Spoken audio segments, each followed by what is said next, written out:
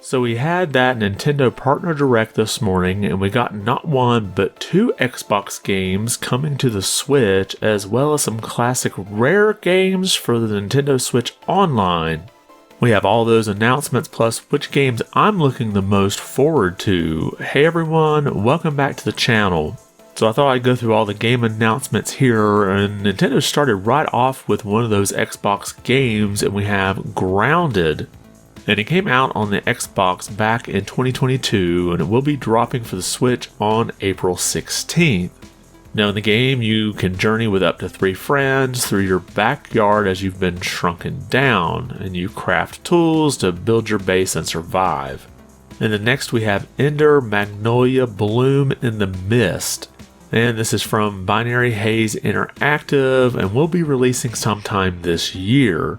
And this is an action-adventure Metroidvania game. It's the sequel to Ender Lilies, Quietus of the Nights. So if you played that one, expect something similar here. Next we have Arranger, a role-puzzling adventure. And this is from Furniture and Mattress. I'm not making that up. It's really what they're called. And this will release sometime this summer, and it is described as a role puzzler, so you move across a gameplay grid where everything moves along with you. So there'll be some cool puzzle solving here to do, and it has an overall story that you can progress through. Next we have Unicorn Overlord from Atlus and Vanillaware, which we've seen this quite a bit here recently, and it's launching on March 8th, and a demo is available right now. And this is a strategy RPG that looks pretty interesting, so if you're interested in that genre, you may want to check it out. Next we have a remake with Monster Hunter Stories by Capcom, and this is supposed to be out sometime this summer. And this is a remake of the original 3DS version, and they'll add in some full voice acting and improved graphics. Now this game is a turn-based game where you fight alongside many monsters from the series. And they also added a music and art museum mode. And then in another remake we have Disney Epic Mickey Rebrushed from TH Nordic. And this is set to release sometime in 2024, and this is a remake of the classic action-adventure game from the Wii. And this version will have new skills and some upgraded graphics and more. And then we have Shin Megami Tensei 5 Vengeance from Atlus. So this is coming to us on June 21st, and this is what they're calling the definitive version of the game that originally came out in 2021. And it will have some new storyline elements, new locations, and some new demons to add to your team. And while we're on a roll of re-releases, we have Star Wars Battlefront Classic Collection from Aspyr, and this is coming out March 14th. And in this you can play up to 64 players online, and it will have some new maps and additional characters. It also adds a 2-player split-screen couch co-op. And then we have South Park Snow Day from TH Nordic coming to us March 26th. And we've already seen quite a bit about this game, but it's a co-op action game. And then we have Sword Art Online Fractured Daydream from Bandai Namco Entertainment America. And that'll be out sometime later this year. And of course, if you're familiar with this series, it's an RPG, and this does have a single-player story and a play online with up to 20 players. And then next we have Gundam Breaker 4 from Bandai Namco Entertainment America. And that's coming out sometime this year, and you have over 250 base kits that you can customize their parts, and you can fight in battles and earn more parts. And the game features a diorama mode that lets you customize and display multiple Gundams. And then in a new game announcement, we have Super Monkey Ball Banana Rumble by Sega, and this is an exclusive for the Nintendo Switch, and it'll come out on June 25th.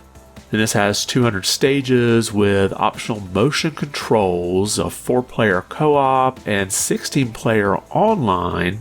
Or if you want, you can just stick to the single player and go through those 200 plus stages in the adventure mode. And then another blast from the past, we have World of Goo 2 by 2D Boy. Now this is a console exclusive that's coming out on May 23rd, and this is a physics-based puzzle game with more than 64 levels. And exclusive to the Switch console version would be a 4-player local co-op.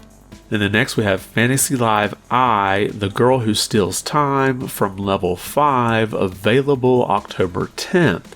And in this game, you retrieve items from the past to rebuild your island today, and you have what they call different levels, 14 total, that you can swap between. So they're basically like jobs, so like a carpenter or maybe a magician, and you can play 4 players online. And then next we have Another Crab's Treasure, and this is coming out October 25th, and you explore the sea in what they call a Souls-like adventure. Then you can switch between 50 different shells, like they showed a coffee cup one time being used, as you're trying to get your original shell back. And then next we have Penny's Big Breakaway, and this is from Private Division, and this was a shadow drop, so it's available right now. And it's a platformer from the group that brought us Sonic Mania. And you transverse through the world and try to obtain different power-ups as you go through. And then next we have Pepper Grinder by Devolver Digital, and this is available March 28th, and a demo is available right now. And this is an action platformer where you burrow through the ground and try to find new ways to get past obstacles. And then moving back to the remaster mode, we have Pocket Card Jockey Ride On by Game Freak. And this is a remaster of the classic 3DS game and another shadow drop, so it's available today, and there's a demo in case you want to check it out first. And you basically use cards to build up speed in a race, and you can also obtain new horses and breed them as well, and this also includes an online racing mode. And then we get a sizzle reel, so I'll just go through the announcements here real quickly. First we have Snufkin Melody of Moon Valley Raw Fury coming to us March 7th. Then we have Tales of Kenzira ZAU from EA Originals coming April 23rd. And then we have Demon Slayer Kimetsu no Yaiba, I know I'm probably butchering that, Sweep the Board by Sega, and that's coming April 26th. Then we have Kingdom Come Deliverance Royal Edition by Deep Silver coming March 15th. And then we have a release date announcement for Contra Operation Galuga from Konami, and that'll be March 12th with a demo available today. And then at the end of the sizzle reel, they stick in Pentiment by Xbox Game Studios, available tomorrow. So this is that other multi-platform Xbox game that we were expecting. And then in a bit of an odd announcement here at a partner direct, we get 5 games coming to Nintendo Switch Online, and they're all games by Rare. And all these are available right now. We have Snake Rattle and Roll for the NES, RC Pro-Am for the NES, Battletoads and Battle Maniacs for the Super Nintendo, Killer Instinct also for the Super Nintendo, and then finally Blast Corps for Nintendo 64, which would require that expansion pack subscription. So kind of a surprise announcement for NSO games, but they're all by a third party, so I guess it kind of fits in. And then the final announcement we have here is Endless Ocean Luminous coming out May 2nd. Now this is a sequel to the Exploring Underwater game. The game will have different regions to explore, as well as 500 creatures to find, and 30-player online. So definitely an interesting announcement here. I never played the original Endless Ocean, so I'll kind of keep an eye out on this and see if it's something I may be interested in. And now that we've gone over all the announcements, there's a couple of takeaways here I thought I would add. First, we don't have Hi-Fi Rush get announced here for the Nintendo Switch. However, I have another video coming out later where it did get announced for the PlayStation 5 accidentally, but you'll have to check out that video to get that information. And then I think it's worth noting that in Japan, they also got Mother 3 coming to Nintendo Switch Online. Now, this game has never had an official US release, so maybe it might be something they're thinking of doing. I know there's some fan translating groups that have just offered up their translation for Nintendo to use to make an official release, but at least with the game getting released for NSO in Japan, maybe it's at least on Nintendo's radar now. Now, I thought it was interesting that 2 of the rumored Xbox games did come to the Switch with Grounded and Pentiment, And we almost sort of had the Xbox bread of the sandwich in this Direct burger.